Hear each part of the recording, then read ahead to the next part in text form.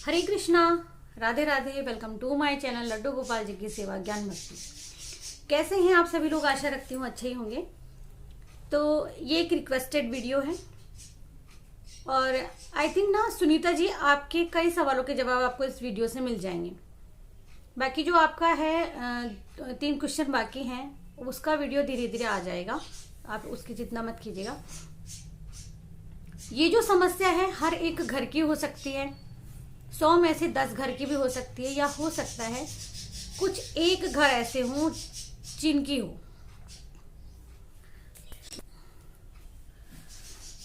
तो कुछ एक क्वेश्चन है वो मैं बता देती हूँ पहले, फिर एक एक क्वेश्चन का ना हम लोग जो भी है, जैसा मुझे समझ में आया, जैसा मैंने सुना या जैसा मैंने देखा या जैसा शास्त्रों में वर्णित है, जो भी कुछ बातें जो मुझे समझ में आती है, कुछ एक बातें सुनी हैं या कुछ एक बातें किसी से समझी हैं, वो सारी बातें मैं आपके साथ में शेयर करूंगी इसी वीडियो में।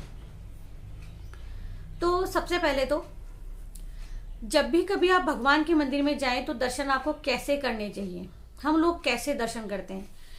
क्या हम में से सबको भगवान दर्शन देते हैं, या फिर कितने लोग हैं जो ऐसा सोचते हैं कि बांके बिहारी जी के दर्शन नहीं हुए, राधा रमन जी के दर्शन नहीं हुए तो आपकी लड्डू गोपाल जी की सेवा व्यर्थ है।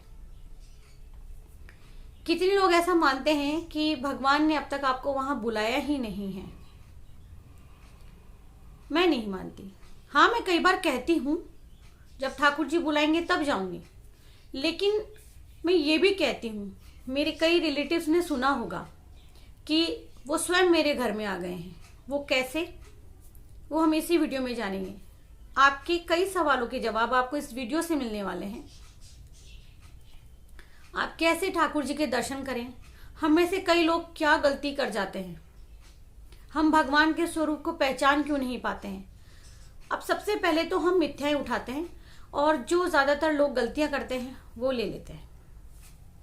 आपको पता है, आपने मेरी वीडियो में हमेशा कुछ ऐसी चीजें देखी होंगी जिन्हें आप खुद लोग बताएंगे कि वो सच है कि नहीं है। मैंने कभी किसी चैनल, किसी के घर की भक्ति की देखा देखी कभी नहीं करी है।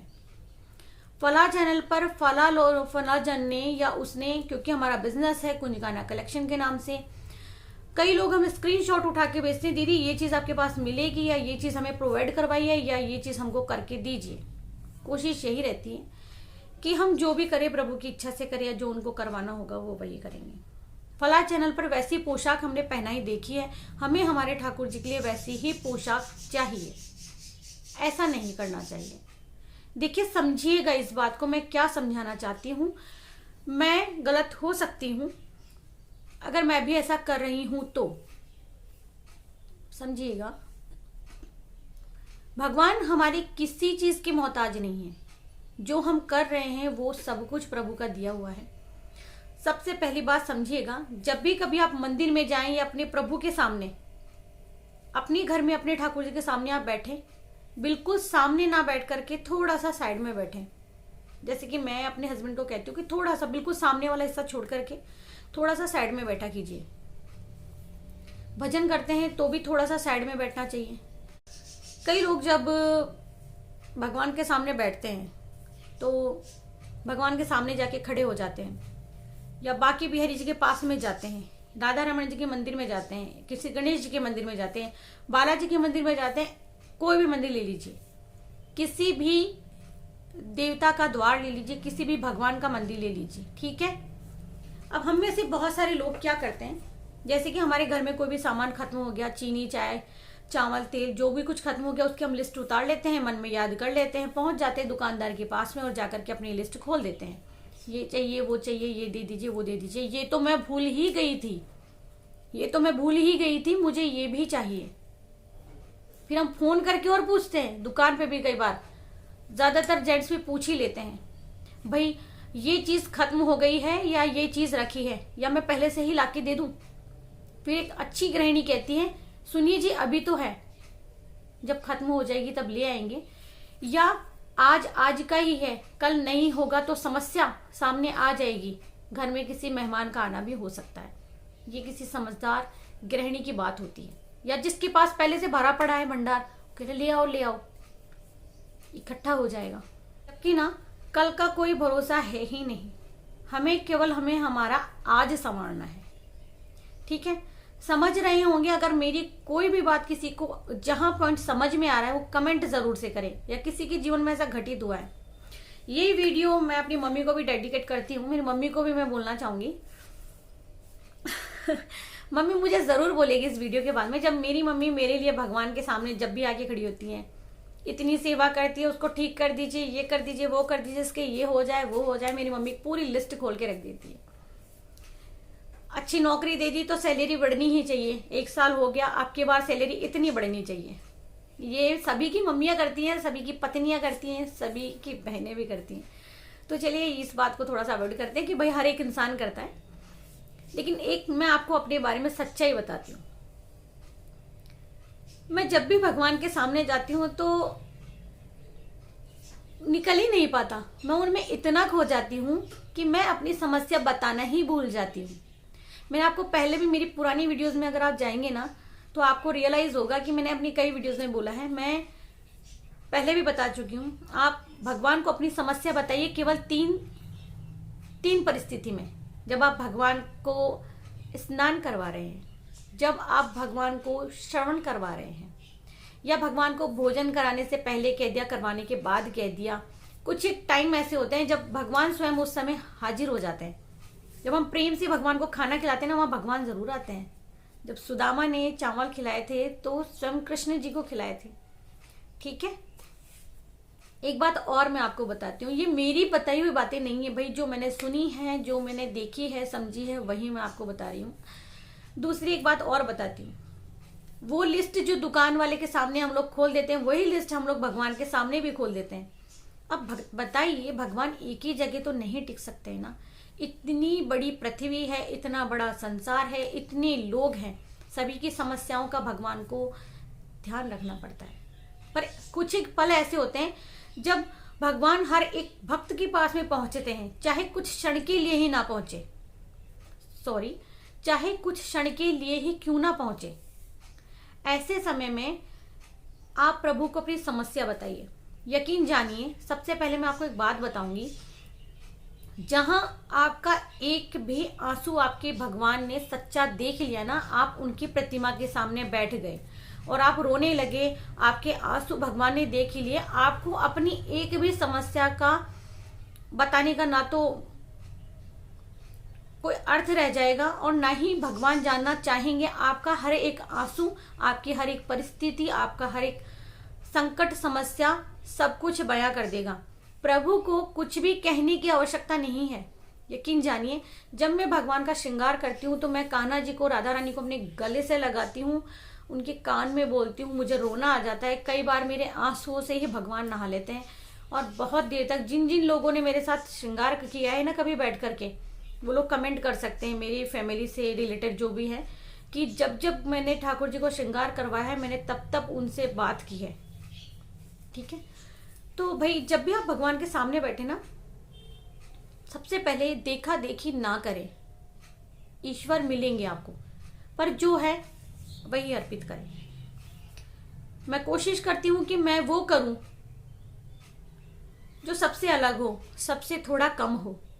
अधिक के और भगवान का ध्यान कभी नहीं जाता है, समझिएगा, थोड़े की तरफ ध्यान जाता है कि उसने इतना क्यों किया है। समझिएगा इस बात को। जो मेरे पास होता है मैं उन्हें वही अर्पित करती हूँ, वही पहनाती हूँ, वही खिलाती हूँ। कभी कभार ऐसा होता है कि ऐसी परिस्थिति होती है कि हम लोग भोग भी ना 50 रुपए का रख पाते हैं प्रभु को। कुछ समस्या ऐसी होती है कि उस वक्त हमारे हाथ में नहीं होता है, समझने की जरूरत है इस बात को। तो उस वक्त दिखावा भी नहीं करना। अगर जिस वक्त मेरे पास फलों का भंडार होता है उस वक्त मैं ढेर सारे फल रखती हूँ। जिस वक्त मेरे पास नहीं होता है उस वक्त मैं वही अर्पित करती हूँ जितना मेरे पास में है। उसके अपोजिट, उसके उल्टा नहीं करना है। दूसरी बात, जब आप बांके बिहारी जी के मंदिर गए या किसी और भगवान के मंदिर गए तो आप भक्त को पहचानिए कि सच्चा भक्त कौन है और कौन फेक भक्त है। समझिएगा इस बात को कि आप किस भक्त की शरण में गए हो, किस भक्त के सामने बैठे हो, किस भक्त के सामने खड़े हो, किसको आपने गुरु बनाया है। समझना इस बात को। मैं गई, मैं बांके बिहारी जी के मंदिर जाऊंगी और आके अपने भाव यहाँ व्यक्त करूंगी, अपनी फैमिली में, अपनी सहेलियों के पास, अपने परिवारजन के पास में। क्या मूर्ति थी, भगवान को मैं कह रही हूँ, क्या मूर्ति थी, मैं तो देखती ही रह गई। क्या गहने ठाकुर जी ने पहने थे, बांसुरी का तो क्या ही कहना था। देखा तो चांदी की बहुत भारी बांसुरी रखी थी ठाकुर जी के पास में, और इतने व्यंजन रखे हुए थे, क्या ही मैं बताऊं। वेलवेट का इतना सुंदर कपड़ा था मार्केट में। इस बार मैं भी ऐसा कपड़ा देखूंगी और मैं अपने ठाकुर जी को सिल्के पहनाऊंगी, ऐसा मैं अपने लिए लहंगा बनवाऊंगी। ऐसा कदापि नहीं होना चाहिए। जब आप प्रभु के सामने जाएं, प्रभु के सामने केवल आंखें बंद करके खड़े हो जाएं और अपनी मन की आंखों से उनको निहारने की कोशिश करें और उनको एकटक निहारें। आंखें खोल के भी निहार रहे हैं तो केवल उस प्रतिमा में खो जाए। ये ना देखिए वो प्रतिमा कैसी थी, लकड़ी की थी, मार्बल कैसा था, शाइन थी कि नहीं थी, बनाने वाला कारीगर उसने किस पत्थर का बनाया है, क्या किया है। बेजान पत्थर में भी प्राण आ जाते हैं हमारे भावों से, हमारी भक्ति से। ठीक है, समझ में आ रही होगी आपको बात। आपके पड़ोस में मंदिर बना बहुत सुंदर, बिल्कुल मकरानी का मार्बल मंदिर बन गया। उन्होंने ठाकुर जी की स्थापना करवाई। कितने ही पैसे वाले लोग हैं, बहुत महंगे पत्थर की प्रतिमा बनवाई है। क्या गहने थे, पूरे 80 स्टोन लग रहा था, पूरा ये था। या मैं भी ऐसा ही करवाऊंगी, समझिएगा। अब मैं आपको बात समझा रही हूं, उसे गौर कर लिया तो सारी सवालों के जवाब, सारी समस्याओं का समाधान हो गया। आप अपने ठाकुर जी के मंदिर में बैठ गए, आपने कभी वृंदावन धाम में किसी मंदिर के दर्शन नहीं किए हैं, लेकिन आपको अपने प्रभु के अंदर, आपको अपने ठाकुर जी में, बाल स्वरूप में, श्री जी में, आपको अपने राधा कृष्ण में तमाम दर्शन हो गए हैं। सारे भगवानों के दर्शन हो गए। कैसे, मैं अपने बारे में बताती हूँ, आप लोगों की कोई बात नहीं करूंगी। किसी को कोई ठेस पहुंचती है उसके लिए बहुत दिल से क्षमा मांगती हूँ। देखिए, पता कभी कभार ऐसा होता है कि मुझे जो राधा रानी होती है, मैं जब जाती हूँ उनके कमरे में तो उनके मुख की एकदम ही मतलब आभा ही अलग होती है। कभी कभार लगता है कि जो मैंने श्रृंगार करवाया वो उनको इतना अधिक पसंद आया कि वो मुझे मना ही कर रही है कि इस श्रृंगार को जल्दी से बदलना मत। कभी कभी मुझे कान्हा जी ना ग्वाले के रूप में नजर आते हैं। कभी कभी उनके चेहरे पर मुझे जो उनके चेहरे की मुद्रा होती है वो अलग नजर आती है। कभी कभार मुझे वो संकोच में नजर आते हैं, कभी कभार मुझे कुछ अलग नजर आते हैं। मैं वही बात आकर के अपने, मेरे लिए तो मेरे हस्बैंड ही सब कुछ है, जिनसे मैं अपने बारे में या प्रभु के बारे में, घर के बारे में, गृहस्थी के बारे में सब कुछ शेयर करती हूँ। समझ रहे हैं? तो मैं आकर के इनको बताती हूँ कि आज ना देखो राधा रानी बिल्कुल ऐसे लग रही, तो ये जाकर के यूं करते हैं, नजर ना लग जाए। बिल्कुल मत बोलो अपने मुंह से, भगवान ने बस दर्शन दे दिए।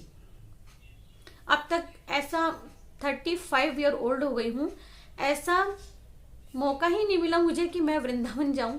जब भी ऐसा सोचा, कुछ ना कुछ ऐसा हो गया कि मैं जा ही नहीं पाई। लेकिन जिस दिन मैंने जाने का मानस बनाया, उस वक्त कुछ ऐसा भी घटित हुआ कि लगा आज तो साक्षात ही भगवान मिल गए हैं। मन अंदर से बहुत भावुक हो रहा है, उसे मैं समझा नहीं सकती हूँ आप लोगों को। एकदम रोंगटे खड़े से हो रहा है। किसी भी भगवान की मूर्ति को ना देखे, प्रतिमा को ये ना देखे पत्थर कैसा है, नाक ऐसी थी, श्रृंगार उनका अच्छा था, नहीं। भगवान का हर एक रूप निराला है और भगवान की हर प्रतिमा सुंदर है। ठीक है, समझ में आ गया होगा। और आप और मैं कुछ नहीं है। जिस घर भगवान ने जाना है, जिस समय जाना है, जिससे सेवा लेनी है, प्रभु ने खुद चुनना है, ना आप और ना मैं। कोई नहीं ये तय करेगा कि कब किस वक्त क्या होगा, ये सब प्रभु ने सोच लिया है। हम सब बस कठपुतली हैं और धागा प्रभु ने थाम लिया है। ऐसा कुछ अपने हृदय में मत पालिए हम जो कर रहे हैं वो गलत है।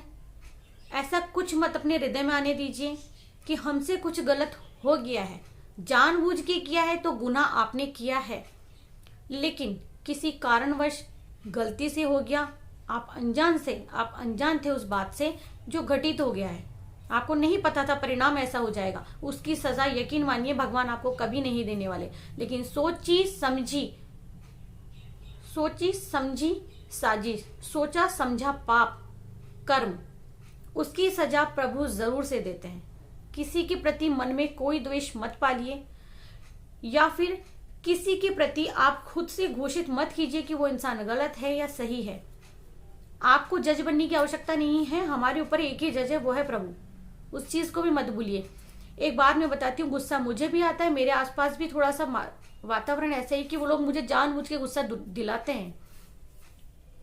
प्रभु भक्ति से पहले मैं बहुत ज्यादा थोड़ा गुस्सा कर लिया करती थी, लेकिन जैसे जैसे भक्ति बढ़ती जा रही है वैसे वैसे गुस्सा थोड़ा कंट्रोल भी होता जा रहा है, दबता जा रहा है, बहुत अंदर सब्र आ गया है। लेकिन हाँ, कहीं कहीं पर जवाब देना जरूरी होता है, क्योंकि श्री कृष्ण ने खुद कहा है कि अगर तुम नहीं लड़ोगे तो मैं तुम्हारी मदद भी नहीं करूंगा। लड़ने का मतलब ये नहीं है कि तुम तलवार बंदूक निकालो भैया, ये नहीं है। लड़ने का मतलब ये है अपने स्वाभिमान के लिए लड़ना, खड़े रहना। आपके सामने कोई किसी महिला की इज्जत आबरू पर उंगली उठा रहा है, कुछ गलत कह रहा है, अगर आपको गलत दिख रहा है तो बोलिए, सही समय पर बोलिए, ठीक है। तो ये कुछ बातें थी सुनीता जी, बहुत बहुत शुक्रिया आपको। मेरी बातें अच्छी लगती हैं, मेरे द्वारा बताया हुआ कोई भी ज्ञान हो या कोई चीज हो या कुछ भी कथा वगैरह कुछ भी हो आपको अच्छा लगता है, उसके लिए मैं दिल से शुक्रिया करती हूँ। बहुत बहुत धन्यवाद आपका कि आप मुझे इतना कुछ मानते हो। और नीलम जी, और अब से ना मैं अपनी हर वीडियो में उस एक इंसान का नाम जरूर से लूंगी जिनके कमेंट मुझे आगे बढ़ने के लिए प्रेरित करते हैं, आगे बढ़ने के लिए मुझे प्रोत्साहित करते हैं। उन लोगों का, देविका दीदी चली गई है, उनका आशीर्वाद है मेरे साथ में, हमेशा रहेगा। माता पिता का आशीर्वाद है, हमेशा रहेगा। मेरे प्रभु का ध्यान है, वो हमेशा रहेगा। इससे ज्यादा और कुछ चाहिए नहीं। मेरी कथनी और करनी वो देख रहा है, क्या सही है क्या गलत है वो लिख रहा है। तो किसी को जज करने का या किसी को नोटिस करने का कोई सवाल नहीं होता। तो या मैंने किसी किताब में से कुछ नहीं बोला है, मेरे मन में जो प्रभु मुझे बोलते जा रहे हैं या मुझे रास्ता दिखा रहे हैं या मुझे जो भगवान महसूस करवाते हैं, वही मैं आप लोगों के साथ में शेयर कर देती हूँ, ठीक है। और अगर कुछ सुना है कुछ अच्छा तो वो मैं आपको बताऊंगी, लेकिन कुछ ये ना प्लान वगैरह करना या कोई सोचे समझी बात बताना या कुछ उलझाना किसी को, वो मैंने कभी सीखा नहीं है। शायद मैं इसीलिए कई लोगों की नजरों में बुरी हूं, गलत हूं। गलत बात को हमेशा सामने ही बोल देना, पीठ पीछे कोई बात ना करना, ये हमेशा मेरा रहा है और हमेशा ही रहेगा। जो बोलना है आपको मुंह पर बोल दीजिए, उस व्यक्ति को वो उसी वक्त बुरा लगेगा, लेकिन आप उस व्यक्ति किसी भी व्यक्ति के बारे में उसके पीछे से कोई भी बात करते हो तो वो उसको हर्ट करेगा। लेकिन बोलने का तरीका होना चाहिए, गलत नहीं होना चाहिए। किसी इंसान के घर में किसी इंसान के साथ में क्या गलत हुआ है क्या सही हुआ है आप लोग जज मत कीजिए। हर एक इंसान की जीवनी उस प्रभु ने लिखी है। हर एक इंसान के साथ में क्या घटित हो रहा है, वो क्या कर्म कर रहा है, वो भी उसी ने लिखा है ना, ऊपर वाले ने। तो उस इंसान को क्यों ये कहना कि वो इंसान गलत है। एक चीज मैं आप लोगों को बोलना चाहूंगी, जो ये मेरी वीडियो देख रहा है सुन रहा है, किसी के घर की, किसी की इज्जत की, किसी की आबरू की, किसी के स्वाभिमान पर आप लोग उंगली मत उठाना, क्योंकि गाड़ी का पहिया और घड़ी की सुई घूमकर वापस वहीं आते हैं। तो इस बात को बिल्कुल नजरअंदाज मत कीजिएगा। जो आपके साथ में घटित हो रहा है वो सब कुछ उसी की माया है। अगर आपने किसी का मजाक बनाया या किसी की बात बनाई तो वो उसने सुना है, उसने दर्ज किया है। मेरे यहाँ पर सब कुछ माफ है, लेकिन उसके वहां पे कुछ भी माफ नहीं है। हर एक कर्म का लेखा जोखा वहां पे होता है। जो अगर मैं गलत कर रही हूं तो मैं भी यहीं पे भुगतने वाली हूँ। ऐसी सिचुएशन अभी कुछ दिनों से मेरी जो हालत है, अभी सिचुएशन है ज्यादा क्रिटिकल होती जा रही है, लेकिन और हिम्मत भी मिलती जा रही है। मैं कह रही हूँ कि मैं इस समस्या से निजात पाके रहूंगी। बताने की जरूरत नहीं है। बहुत सारे लोग नेगेटिव कमेंट करते हैं क्योंकि वो पैदा ही इसलिए हुए हैं भाई, तो मैं कैसे उनको बोल सकती हूँ कि आप मत कीजिए। और कुछ एक वीडियोस हैं जो बाकी हैं वो भी आ जाएंगे। हमेशा बोलती हूँ आ जाएंगे, लेकिन फिर मैं ध्यान नहीं देती हूँ, बना नहीं पाती हूँ, या कोई प्रॉब्लम हो जाती है, तबीयत खराब हो जाती है, घर में मैं अकेले हूँ तो वो रह जाती है। बहुत सारी बातें कर ली, वीडियो बहुत लंबा हो गया है, क्षमा कीजिएगा। बाकी मैंने समझा दिया है, भगवान के सामने जब भी जाएं आंखें बंद करके या तो उनमें खो जाएं, या फिर आप उनकी प्रतिमा को एक टक निहारते रहें। आंख से एक आंसू भी गिर गया ना, आपकी जो मन की लिस्ट है ना वो प्रभु तक पहुंच गई, बिना किसी चपरासी के, बिना किसी पियोन के। कोई बीच में नहीं है। आपका एक आंसू उसने देखा, और उसने देखा उसी वक्त उसने सब कुछ जान लिया। वो जो कनेक्शन है ना आपकी आंख का और इनकी आंख का, जब प्रभु के सामने जाए ना तो प्रभु को निहारें ऐसे, प्रभु के चरणों से लेकर उनके मस्तक तक और मस्तक से लेकर चरणों तक। लेकिन उसके बीच में जो कपड़े ज्वेलरी वगैरह आ रही है उसको ना निहारे भैया, उसको नहीं निहारना है, प्रभु को निहारना है, उनकी मुख मुद्रिका देखनी है, उनके चरणों को देखना है। सब कुछ, सारा सब कुछ वहीं पर है, समझ जाइएगा। जिसको भी ये वीडियो अच्छा लगता है प्लीज वीडियो को आगे शेयर कीजिएगा, या कोई कमेंट करना है या कुछ पूछना है तो आप वीडियो में लिख सकते हो, या किसी को मेरी बात अच्छी लगती है तो बता सकते हो। बाकी हर एक ऐसी वीडियो में मैं जितने नाम होंगे जिनके कमेंट मुझे अच्छे लगते हैं, जो मुझे प्रोत्साहित करते हैं, मैं उनका नाम लूंगी। तो Neelam ji thank you so much, Sunita ji thank you so much, Shashwati दीदी बहुत बहुत धन्यवाद आपका, आप भी मुझे प्रोत्साहित करते हो। बहुत सारे ऐसे नाम हैं, हर एक वीडियो में जाते रहेंगे। आशा करती हूँ वीडियो अच्छी लगी है आपको। अगर अच्छी लगी तो लाइक तो बनता है, प्लीज लाइक कर दीजिएगा, कोई चार्ज नहीं है इसका, और मुझे नहीं, आप भगवान की बातों को लाइक कर रहे हो, ठीक है। तो मैं मिलती हूँ नेक्स्ट वीडियो में, तब तक के लिए हरे कृष्णा, राधे राधे।